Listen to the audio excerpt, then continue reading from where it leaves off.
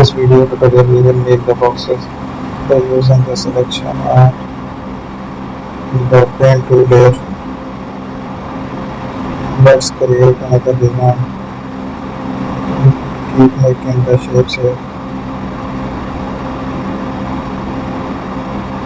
We have to find another design. I will take a shape here. With that, we will take that design as well. Adding the paints here. Again, I will take the similar option. That's it.